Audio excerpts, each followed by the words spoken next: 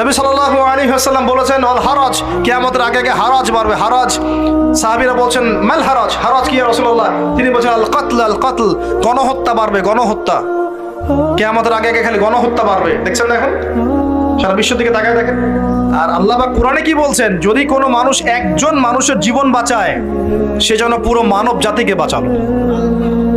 এত পছন্দ আল্লাহর কাছে জীবন বাঁচানো। আর কেউ যদি কোনো মানুষকে অন্যায়ভাবে হত্যা করে, সে যেন পুরো মানব জাতিকে হত্যা করলো।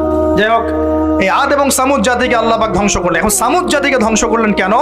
অহংকারের কারণে, কুফর শিরকের কারণে এবং মানুষকে পিটানোর কারণে। আল্লাহ বলছেন ওদেরকে ধ্বংস করেছি কি দিয়ে?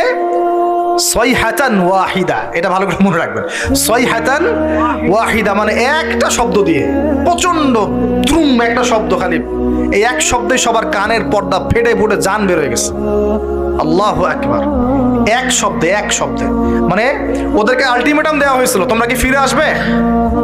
ওরা বলছে যে কি শাস্তি আসেন নিয়ে আসো।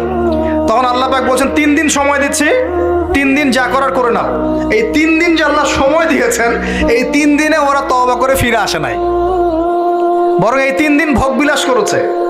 একদম পশু জবাই করেছে, খেয়েছে, মেয়েদেরকে নাচিয়েছে, মদ পান করেছে। 3 দিন ভোগ বিলাস ফুর্তি করেছে। মানে দু হাতে চাপাও হাত পেতে নাও, এরকম চিন্তা। যা আছে এখন লুটে খাও, পরেরটা পরে দেখা যাবে। এই চেতনা আমাদের মধ্যে আছে না অনেকের মধ্যে? যা আছে এখন ভোগ করে নাও, কালকে যা হবে দেখা যাবে। হ্যাঁ, কালকে যা হবে দেখা যাবে, এখন যা আছে নাও, ভোগ করো। এই চিন্তা ছিল ওই 3 দিন সামুদ জাতির। ওরা ভোগ বিলাসে লিপ্ত হলো।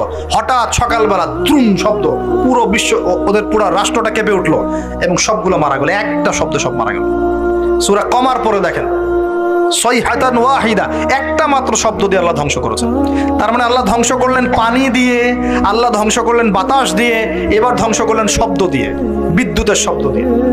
কেন ধ্বংস করলেন? পাপগুলো মনে রাখবেন, অহংকার, কুফর, শিরিক, আর কি হিংসা। তারপরে বললাম এই যে কি মানুষকে মারা, হ্যাঁ, শয়তানের তাবেদারি, মানুষকে মারা, এগুলো মনে রাখবেন। পাপগুলো মনে রাখতে হবে মাথার মধ্যে, কোন কোন পাপ, এবং এগুলো থেকে বাঁচতে হবে আমাদের ইনশাআল্লাহ। আরেকটু